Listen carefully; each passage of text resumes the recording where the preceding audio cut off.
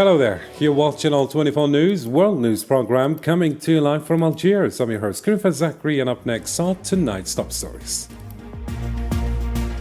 The Algerian President of the Republic calls for a strong uprising to boost the country to emerging market status. He announces the creation of two new bodies to regulate foreign trade and stresses the need to nurture a new generation of business leaders.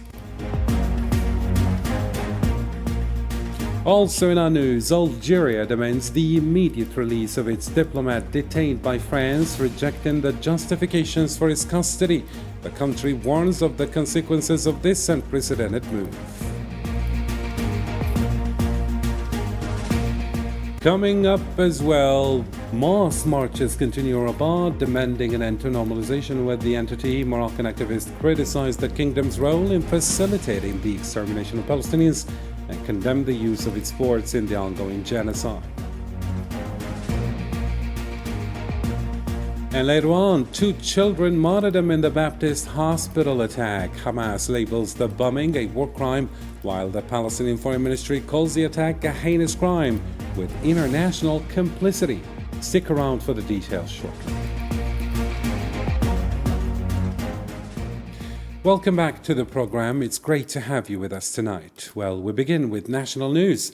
On Sunday, President of the Republic, Abdelmajid Tebboune, opened the second edition of the national meeting with economic operators at the Abdelratif Rahal International Conference Center in Algiers. The event, organized by the Algerian Economic Renewal Council, was held under the theme Algeria 2025, Year of Economic Success. It brought together senior government officials, business leaders, and heads of public and private industrial groups, alongside various institutional leaders. وأنا اليوم فخور وأقولها صراحة فخور بالمنظمة الجديدة نتاعكم المجلس التجديد الاقتصادي الكريا c'est votre réputation qui est en jeu. Et فيما يخصني أنا je suis fier de collaborer معاكم à travers le CREA.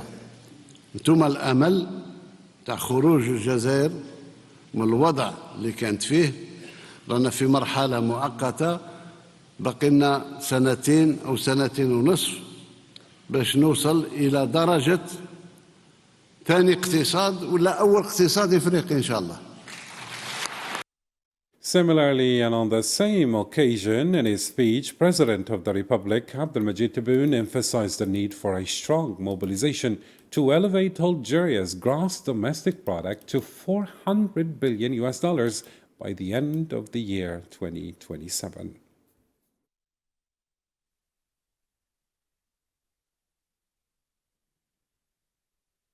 في هذا الموعد الذي نريده منتدى قارا راسخا للحوار ويكون سنويا إن شاء الله واستشراف آفاق التنمية الاقتصادية وبحث فرص ترقية الاستثمار وتشجيع المبادرات في سياق الديناميكية الشاملة التي حرصنا على بعثها والمتمثلة في الإصلاحات الكبرى التي شرعنا في تجسيدها خلال السنوات الأخيرة والتي بدأت بفضل الله تظهر نتائجها الإيجابية على مختلف المستويات. أنتم تعلمون التزامنا أن في سنة آخر 27 أقصاها آخر 27 ندخل في تعداد الدول الناشئة pays émergents 2027 إن شاء الله. كنت التزمت بدخل قومي خام يساوي أو يفوق 400 مليار دولار إن شاء الله، وهذا هو الهدف الذي لازم نتجند حوله كلنا كما رانا في هذه القاعة هذه إن شاء الله، حتى الناس اللي خارج القاعة.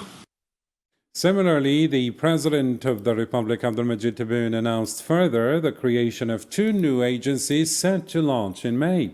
One will focus on regulating and supervising imports, while the other one will be tasked with promoting exports. He clarified that export operations will no longer be handled by the National Agency for the Promotion of Foreign Trade. حكومة مطالبة ابتداء من هذا الاجتماع باش نخلق هيئتين عصريتين تتماشيان مع الاقتصاد الحالي. هيئة الاستيراد وتكون عندها كما قلت un système de veille à tous les niveaux على المواد باش ما تنقصش المواد في الجزائر، حتى مادة ما لازمها تنقص، ونحاول الاستيراد يكون على حساب الحاجيات تاع البلاد وعلى حساب الانتاج الوطني. معناه باللي عندك ارقام حقيقيه نتاع الانتاج الوطني. نخلقوا هذه المؤسسات الجديده، مؤسسه للاستيراد ومؤسسه للتصدير تساعد المصدرين. هذو المؤسستين نعطوا نفوسنا مده نتاع حتى نهايه، رانا في مارس في افريل، نهايه ماي ان شاء الله المؤسستين يكونوا جاهزين ان شاء الله.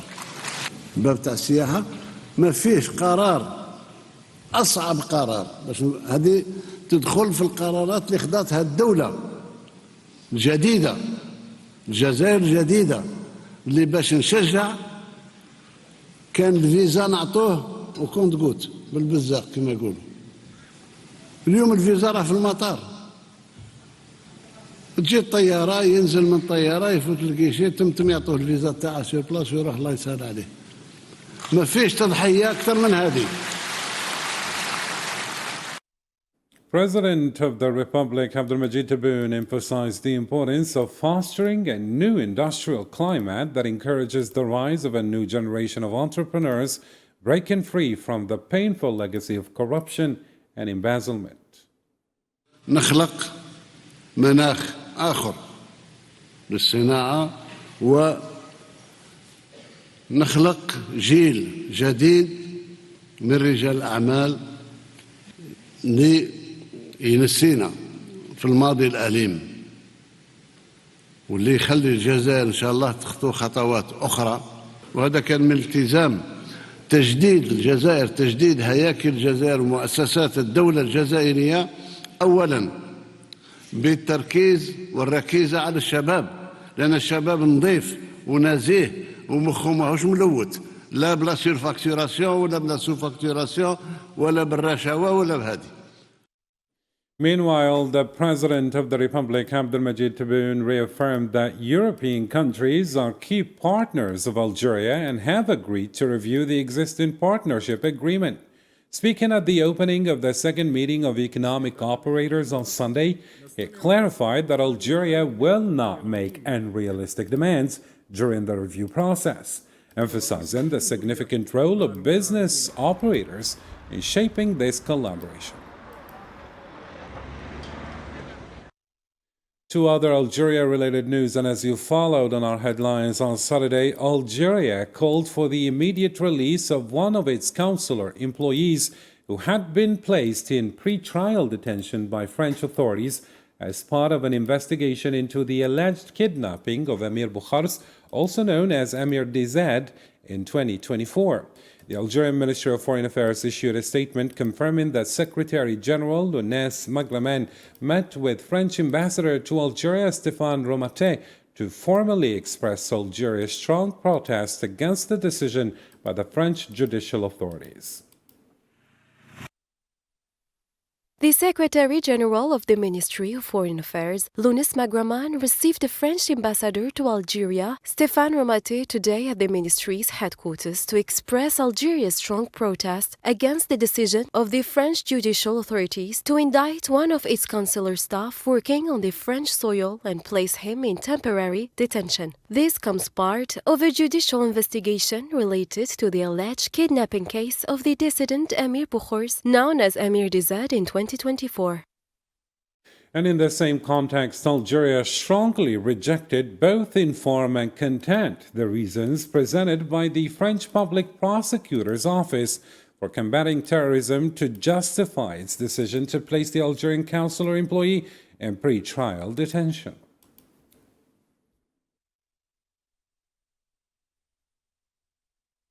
In terms of form, Algeria recalls that the consular employee was arrested on a public road and placed in custody without notification through diplomatic channels, in a flagrant violation of the immunity and privileges associated with his functions at the Algerian consulate in Crete, as well as the common practices in this regard between Algeria and France. As for the content, Algeria emphasizes the fragility and weakness of the arguments presented by the security services of the French Ministry of the Interior during the investigations. This rejected judicial campaign is based on the mere fact that the accused consular employee's phone may have been monitored near the home address of the so-called Emir Bukhars. In the same statement, Algeria viewed this judicial move as unprecedented in the history of relations between the two countries, seeing it as a move or as a more than just a coincidence. The country believes that certain French parties lack the willingness to revive bilateral relations, which is hindering the process of strengthening ties that were agreed upon by Presidents Tebboune and Macron during their recent phone conversation. This unprecedented judicial turning point in the history of Algerian-French relations is no coincidence. It comes within a specific context and aims to obstruct the process of reviving bilateral relations, which was agreed upon by the two heads of states during the recent phone conversation. Moreover, this unfortunate and inappropriate development indicates that certain French parties do not share the same willingness to reinvigorate bilateral relations. Their level of commitment lacks the goodwill and sincerity necessary to create the proper conditions for a smooth and natural resumption of ties. We can only express astonishment at the cynical choice made by those obstructing the revival of bilateral relations regarding the criminal who has been used as a tool in this orchestrated act. The blatant haste in exploiting this criminal as a new face for anti-Algerian rhetoric is matched by the French authorities' delay in responding to Algeria's requests to extradite this saboteur who is linked to terrorist organizations. And from Addis Ababa, Algeria reaffirmed its dedication to strengthening bilateral ties with Ethiopia, aiming to elevate their relationship to a strategic partnership. In his opening speech at the 5th session of the Algerian-Ethiopian Joint Commission held on Sunday in the Ethiopian capital, Algerian Foreign Minister Ahmed Attaf emphasized the importance of adopting the vision of both countries' leaders to further enhance their cooperation.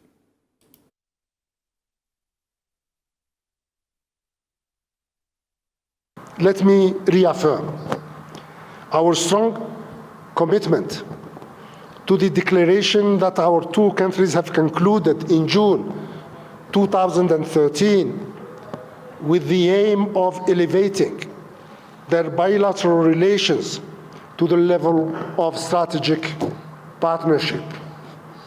I sincerely believe that it was the right and fair thing to do, because the Algerian-Ethiopian relations are really of strategic nature, strategic in their dimensions, strategic in their scope, and strategic in their aims.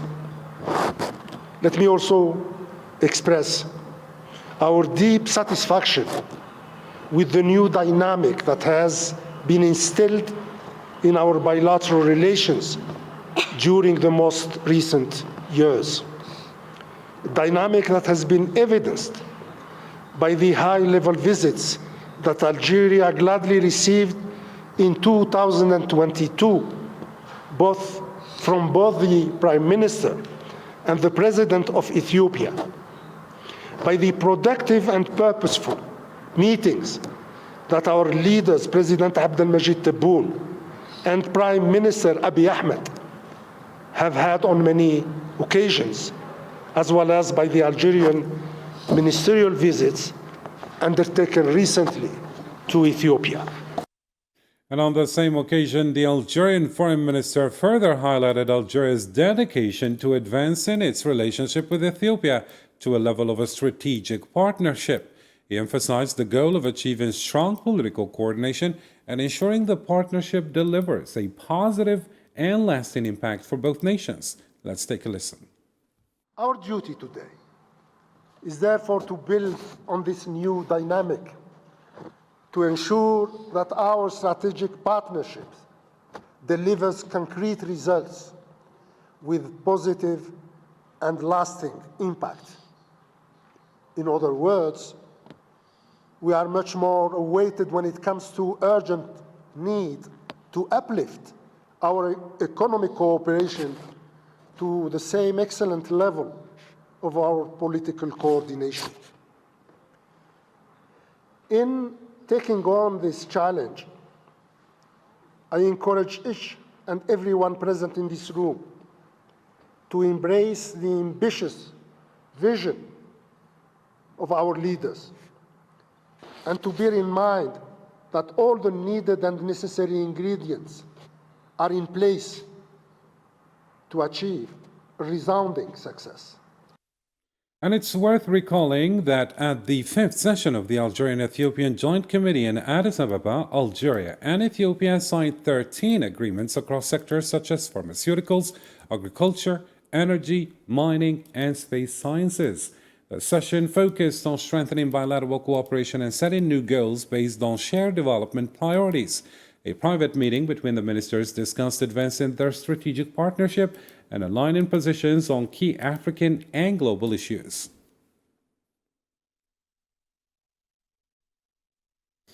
To other regional news now, thousands of Moroccans marched through Rabat on Sunday, demanding an end to the normalization agreements with the Zionist entity. Despite heavy rains, political and human rights groups joined the National Working Group for Palestine's call, raising banners and chanting, "The people want the end of normalization." Protesters called for the cancellation of all agreements with the Zionist entity, urging the government to heed the voice of the people.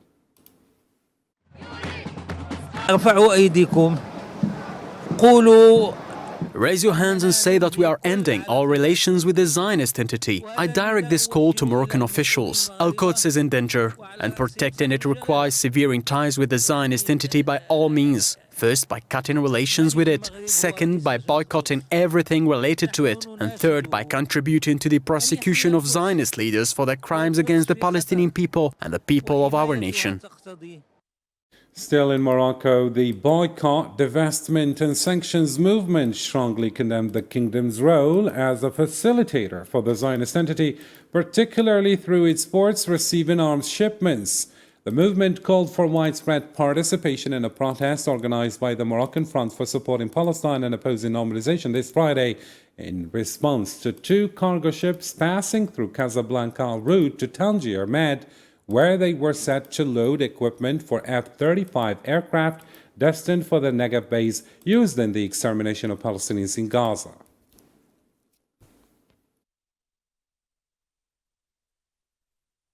We refuse to turn Moroccan ports into a bridge for the extermination of the Palestinian people. We demand that the Moroccan authorities refuse the docking of the ships Maersk Detroit and Maersk Nixo in Moroccan ports out of respect for the will of the Moroccan people and in fulfillment of its historical responsibility. Similarly, dozens of Moroccan scholars and researchers have condemned the Moroccan authorities' approval for U.S. military ships to dock at Tangier port carrying military equipment for the Zionist entity. In a statement released on Saturday, signed by 50 intellectuals and academics, they called for an immediate halt to any military or logistical cooperation with the United States if it is found to be supporting the Zionist entity or enabling its ongoing genocide against Gaza and the occupied Palestinian territories. Facilitating the passage of this type of ship is forbidden by Sharia and a clear violation of the provisions of religion and a betrayal of the positions of the popular nation, rejecting normalization and collusion with the Zionist killing machine and even participation in the aggression against innocent people. And in another development, the United Nations Security Council will hold a closed consultation session on Monday to discuss the latest developments in occupied Western Sahara. The special representative of the Secretary General and head of MINURSO, Alexander Ivanko, along with the UN's personal envoy for Western Sahara, Stefan de Mistura, are set to represent their reports.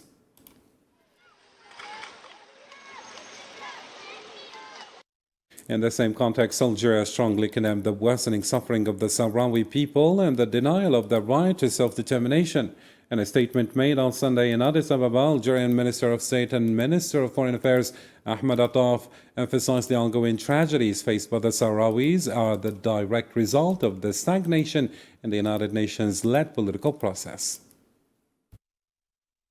In Western Sahara, the pain and suffering caused by the deadlock of the UN political process are being aggravated by recent attempts to openly and brazenly deny the Sahrawi people its most inalienable right to self-determination. Shifting focus to Gaza now, 2 Palestinian children were killed after Zionist occupation aircraft targeted the Baptist hospital in northern Gaza. The Palestinian Ministry of Health in Gaza reported that 1 child succumbed to injuries during the forced evacuation of the hospital from Saturday night into Sunday, while another child, also injured, later died. The attack destroyed one of the hospital's buildings, forcing the evacuation of patients and staff.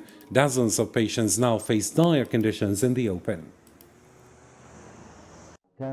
The scene was frightening. It was terrifying. We evacuated the wounded from their hospital beds into the street. They slept in the street last night. We managed to shelter a small number at Al-Shifa hospital, but we couldn't accommodate everyone. So they slept outside. This scene seems to satisfy everyone. It satisfies the international community. Even the wounded are dying due to the lack of care.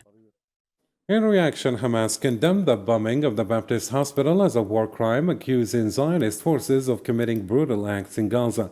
The group called the attack further evidence of criminal entity that disregards laws and human norms. Hamas also placed full responsibility for the attack on the U.S. administration. On a related note, the Palestinian Ministry of Foreign Affairs condemned the bombing of the Baptist hospital in Gaza City, calling it a heinous crime enabled by the international community's failure to act. In a statement, the ministry described the targeting of hospitals and medical personnel as a form of genocide and a blatant violation of international laws. It argued that this attack is part of a larger Zionist strategy to devastate Gaza and force Palestinians to flee through military force.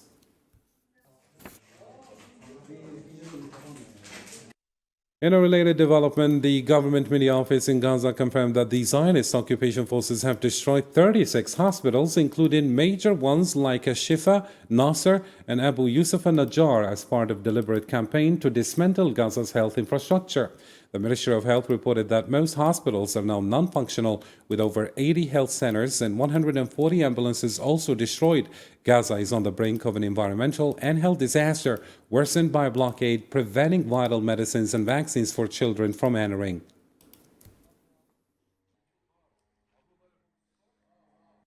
Still with Gaza-related news, 10 martyrs, including 7 brothers, were killed in a bombing on the city of Deir el-Bala, located in the central Gaza Strip. The Palestinian Red Crescent reported that its teams recovered the bodies of the 7 brothers and transferred them to Al-Aqsa Martyrs Hospital on Sunday morning. The casualties were a result of a Zionist airstrike on a civilian car on Rashid Street, west of Deir el-Bala. Additionally, at least 3 other individuals were killed when the municipality building in the city center was targeted. At least 14 Palestinians were killed and others injured when the occupation targeted displaced persons tents in Khan Yunis, southern Gaza. The victims included a family of 3 and 5 others, including a young man with amputated legs. Additional fatalities occurred in Abasan al-Kabira, Kizan, Abu Rashwan, and Al-Asda. In northern Gaza, 9 Palestinians were killed, including children, in bombings of a house and school sheltering displaced persons. Time to catch up on other news stories making headlines in the News in Brief.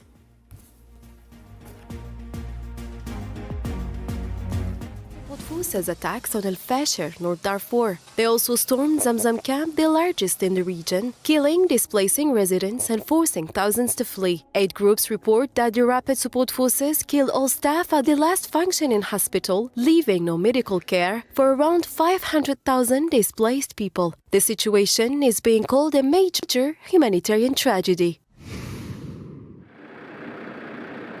At least 31 people were killed and 83 injured in a Russian missile strike on the northern eastern Ukrainian city of Sumy, Ukrainian officials said Sunday. President Volodymyr Zelensky confirmed the casualties on X, adding that rescue efforts are ongoing. He called for a strong international response from the US, Europe and allies, accusing Russia of prolonging the war by ignoring a US-backed proposal for a full, unconditional ceasefire.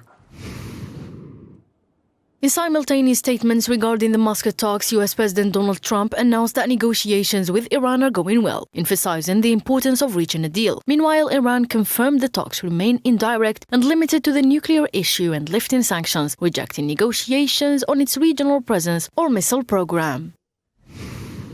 Energy production. U.S. Energy Secretary Chris Wright expects energy costs to drop significantly over the next 4 years, driven by President Trump's deregulation policies. During a visit to Saudi Arabia, Wright said boosting investment and infrastructure could lower oil prices, with the U.S. aiming to increase crude production to cut costs and support economic growth. China urged the United States to fully eliminate reciprocal tariffs following Washington's decision to exempt certain high-tech goods from the levies. A spokesperson for China's Ministry of Commerce called on the US to correct its mistakes and the wrong practice of imposing tariffs and return to what he described as the right path. French Finance Minister Eric Lombard announced a financial emergency due to the accumulated debts exceeding 3 trillion euros. He highlighted the rising cost of servicing these debts, which is straining the budget, and stated that the government is reassessing public spending to address the crisis. Well, that's the end of our program. Thank you for tuning in to our channel. For more, you can always visit our social media platforms. Thank you for tuning in again, and goodbye.